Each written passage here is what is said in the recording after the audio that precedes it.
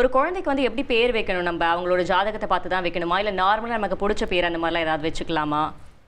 எனக்கு இப்போ ப்ரோக்ராம் முடியறதுக்கு இன்னும் கொஞ்சம் டைம் தான் இருக்குது.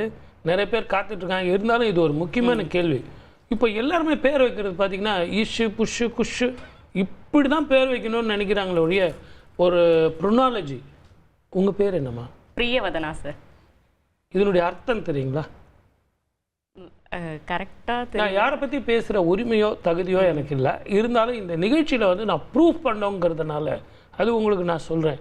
யாரோட ப்ரோக்ராம் பண்ணோம், எப்படி பண்ணோம், எப்படி இந்த நிகழ்ச்சி வரும் அப்படிங்கிறதுலாம் இருக்குது. பிரியவதனா அப்படின்னா ரொம்ப அன்புக்கும் பாசத்துக்கும் உரியவளான அழகானவள் அப்படின்னு உங்கள் வீட்டில் பேர் வச்சுருக்காங்க. அப்போது நீங்கள் நல்லா ஞாபகம் வச்சுங்க, நான் ஒவ்வொரு முறையும் உங்களை பிரியவதனான்னு கூப்பிடும்போது உங்களுடைய அழகு கூடுகிறது, அறிவு கூடுகிறது, ஞானம் கூடுகிறது, புத்தி கூடுகிறது. இதை நெகட்டிவாக பிரயோகம் பண்ணால் எல்லாம் நெகட்டிவாக போயிடும். அப்போது உங்களுக்கு எல்லாமே நெகட்டிவாக இருக்கும். நான் எப்பவுமே நெகட்டிவ் பேச மாட்டேன். அதனால் நான் என்ன சொல்கிறேன்னா, எந்த ஒரு பேரையும் பாசிட்டிவாக சொல்லணும். நீங்கள் வாழணும், வளரணும், நல்லா வரணும், பேரும் புகழும். அதுக்காகத்தான் தாத்தா பேர் கொண்டு வந்தாங்க. தாத்தாவை போல வாழ வேண்டும், பாட்டியை போல மங்களமாக இருக்க வேண்டும், அப்பாவை போல வாழணும் அப்படின்னு கொண்டு வந்தாங்க. ஆனால் இப்போ என்ன பண்ணிட்டாங்க, இஷு புஷு குஷு. ரெண்டே ரெண்டு வார்த்தையில எனக்கு பேர் வைங்க சார். ரெண்டு வார்த்தையில அப்படியே நீங்க பேர் முழுசா வச்சிங்கன்னு வச்சிங்களேன். ராமகிருஷ்ணன் பேர் வைக்கிறீங்கன்னு வச்சுங்க, அவங்க கூப்பிடுறது ராம்கி. இப்படிலாம் பண்ணா எப்படி இருக்கும்? நீங்க ஒவ்வொருத்தருடைய பேர் மாறும்போதும் அவங்களுடைய வாழ்க்கையை மாறுகிறதுங்கிறது ரொம்ப ரொம்ப விஷயம் நம்ம கவனிக்கணும். எம்எஸ் சுப்புலட்சுமி இயற்பெயர் வந்து வேற, அமிதாப் பச்சனுக்கு இயற்பெயர் வேற, ஒவ்வொருத்தருக்கும் இயற்பெயர் வேற. இந்த ப்ரோக்ராம் அப்போ நம்ம வேற மாதிரி போயிடும். ஆகவே அந்த இயற்பெயரெல்லாம் சேர்த்து வச்சு ஒருத்தர் சொல்லி ப்ரொனாலஜி, நேமியாலஜி, நான் எப்படி அதை பிரயோகம் பண்ணணும், இது ஒரு மந்திரம். அந்த மந்திரத்தை நான் பிரயோகம் பண்ணும்போது அந்த வாழ்க்கை மிக பிரயோகமாக பிரமாதமாக வருகிறது. அதுதான் நம்ம புரிஞ்சுக்கணும். Okay sir.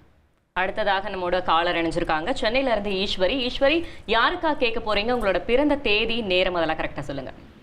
எனது மகனுக்காக கேட்கணும். பிரதீப் பேரு. சொல்லுங்க.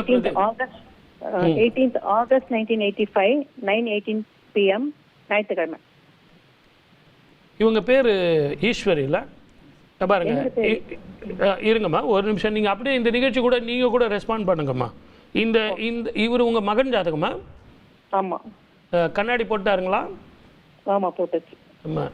இவருடைய ஜாதகத்தில் பாருங்கள், அவங்க அம்மா வந்து ஈஸ்வரி. இந்த ஈஸ்வரிங்கிறது பார்வதியினுடைய பேர். இவன் பார்வதி புத்திரனாக இங்கே வந்து நிற்கிறான். இது தாய் தகப்பனை வச்சு பார்க்கணும். இவங்க வீட்டில் யாரோ ஒரு பெண் அகால மரணம். கேட்டு பாருங்க. உங்க வீட்டுக்காரர் சம்பந்தப்பட்டவங்க யாரோ ஒரு பெண் அகால மரணம். 2 சமாச்சாரத்துக்காக நீங்க என்ன ஃபோன் பண்ணிருக்கீங்க. 1 திருமண வாழ்க்கை, 2வது செய்யும் தொழில். குலதெய்வ வழிபாடும் பித்திருக்களுக்கு தர்ப்பணமும் செஞ்சா அந்த இறந்து போன ஆத்மாவுக்கு சாந்தி ஏற்படும், நல்ல வாழ்க்கை வரும். சிவன் கோவிலுக்கு நீங்க இவனை எத்தனை முறை கூட்டிட்டு போய் தீபம் வாங்கி தரீங்களோ, நல்லெண்ணெய் வாங்கி தரீங்களோ, வாழ்க்கை நல்லா இருக்கும். வாழ்க்கை வளமுடன். All the best. அடுத்ததா தஞ்சாவூர்ல இருந்து ரத்னம் இணைஞ்சிருக்காங்க. ரத்னம், யாருக்கா கேட்க போறீங்க? பிறந்த தேதி, நேரம் அதெல்லாம் கரெக்டா சொல்லுங்க. சொல்லுங்கம்மா. எங்க அக்கா பையனுக்காக கேட்கிறேன். 7/5/1988 விடிய காலங்க 4:30 மணிக்கு சார். அதாவது சனிக்கிழமை காலையில கரெக்டா? ஆமாங்க சார். ஓகே. எப்படி சமாளிக்கிறீங்க இவனை? அதான் சார், எப்படி சார் கல்யாணம் எப்போ வரும் அப்படிங்கிறது. முதல்ல கல்யாணத்துக்கு ஒத்துக்கிறானா?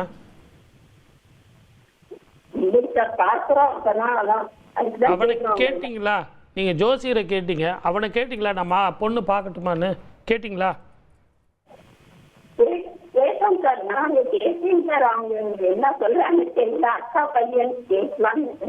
முதல்ல நீங்க ஜோசியரை கேட்கறத விட அவர்கிட்ட போய் கேட்டு பாருங்க. முதல்ல அவர் கல்யாணத்துக்கு ஒத்துக்கிறாராங்கிறத எனக்கு அடுத்த நிகழ்ச்சியில் நீங்கள் ஃபோன் பண்ணி சொல்லுங்கள். ஏன்னா அதில் ஒரு சின்ன முடிச்சு இருக்குது. அந்த முடிச்சு அவுத்தா தான் இவர் கல்யாணம் ஆகும்.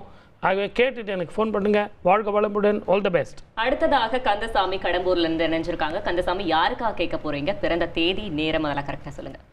மகனுக்காக கேட்க போறேங்க. அருள்முருகன் பேரு. 8/9/95 காலை 11 மணி. பேர் என்னங்க? அருள்முருகன். பார்த்தீங்களா? 8/9/95 பேர் பார்த்தீங்களா? அருள்முருகன். சூப்பர். அகலமான நெற்றி, பெரிய பெரிய கண்ணு, நீண்ட தோள், தெளிவாக பேசுவான், கௌரவமாக நடந்துக்குவான். சின்ன வயசில் இவனுக்கு உடம்பு சரியில்லாமல் படாத பாடுபடுத்திட்டான். ஆனால் இப்போ இவனுக்கு 2 கேள்விக்காக நீங்கள் நிற்கிறீங்க. 1 திருமண வாழ்க்கை, 2 இவனது வேலை. கரெக்டா? கரெக்ட். இவனுடைய ஜாதகத்தில் இந்த வருஷம் டிசம்பர் மாதத்துக்குள்ளே கெட்டி மேளம் கொட்டியே தீரும். உங்கள் வீட்டுக்கு வடக்கு புறமாக பெண் இருப்பாள். அசலில் தான் அமையும். லேட் அமைஞ்சாலும் நல்ல படித்த வருமானம் உள்ள பெண் கிடைக்கும். இவன் செய்ய வேண்டியதெல்லாம் ஆலங்குடி அப்படிங்கிற குரு கோவிலுக்கு போயிட்டு சுவாமிக்கு சொர்ண தீபம்னா பசும் சாணத்தில் தீபம் போடணும். அந்த தீபம் போட்டு வந்தானா இவனுக்கு 3 ஜாதகம் வரும். அற்புதமான வாழ்க்கை வரும். வாழ்க வளமுடன். All the best. அடுத்ததாக மதுரையில இருந்து கௌரி சங்கர் இணைஞ்சிருக்காங்க. கௌரி சங்கர், யாருக்காக கேட்க போறீங்க? பிறந்த தேதி நேரம் கரெக்டா சொல்லுங்க. சொல்லுங்க. 16/11/63. 16/11/1963. எத்தனை மணிக்கு? சனிக்கிழமை 11:35 பிறந்திருக்கேன் இரவு. சார், மதுரையில் எங்க இருக்கீங்க? மதுரையில வண்டியூர் பக்கம் இருக்கேன் சார். Very good. அனுஷ நட்சத்திரம், விருச்சக ராசி. இது யார் ஜாதகம்? உங்களுதான்? என்னுடைய தான் சார். சரி. உடம்பு படுத்துமே சார். சளி சம்பந்தமான பிரச்சனைகள், வயிறு, நரம்பு சம்பந்தம், ரொம்ப அஃபெக்ஷனான ஆள். அடுத்தவங்க மேலே ரொம்ப உயிரே வச்சிருப்பார். ஆனால் எல்லாரும் இவர் செஞ்சுட்டு கடைசியில் கெட்ட பேர் தான் வாங்குவார். ஆமாம் ஆமாம். இவருக்கு உள்ள பிரச்சனை என்னன்னா, அப்போ கூட இவர் திருத்த மாட்டார். குழந்தை ஆனந்தா சுவாமின்னு ஒரு ஜீவ சமாதி இருக்கு, தெரியுமா? தெரியும் சார். கரெக்ட். சூப்பர். அட்டகாசம். அந்த கோவிலுக்கு போயிட்டு புளி ஓரை, அதுவும் ஞாயிற்றுக்கிழமையில உங்களால் முடிஞ்ச வரைக்கும் எவ்வளோ செய்ய முடியுமோ செஞ்சு எடுத்துட்டு போய் சுவாமிக்கு நைவேத்தியம் பண்ணி எல்லாருக்கும் தானம் பண்ணுங்க. முதல்ல உடல் ஆரோக்கியம், மன சஞ்சலம், மன குழப்பம். எனக்கு ஒண்ணுமே இல்லை சார், நான் நல்லா இருக்கேன், ஆனா ஒரு குழப்பம், இரவுல தூக்கம் இல்லை.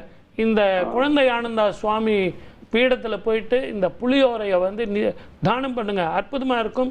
வாழ்க வளமுடன். All the best. அடுத்ததாக ஜோதி பாளையங்கோட்டையில இருந்து இணைஞ்சிருக்காங்க. ஜோதி, யாருக்கா கேட்க போறீங்க? பிறந்த தேதி நேரம் மாதம் அதெல்லாம் கரெக்டா சொல்லுங்க. 12/6/88. எத்தனை மணிக்குமா? 11:58 நைட். பையன் பேரு கார்த்திகேயன். கார்த்திகேயன். அடேங்கப்பா. எப்படி இவனை சமாளிக்கிறீங்கன்னே தெரியலையே. முன்ன போனா கடிப்பான், பின்ன போனா ஒதிப்பான். வெளியெல்லாம் இவனுக்கு நல்ல பேரு, வீட்டில் மாத்திரம் சொல்றதை கேட்க மாட்டான். வரைகிறதோ, ஆடுறதோ, பாடுறதோ, ஸ்போர்ட்ஸ்லயோ மிகப்பெரிய ஆளு.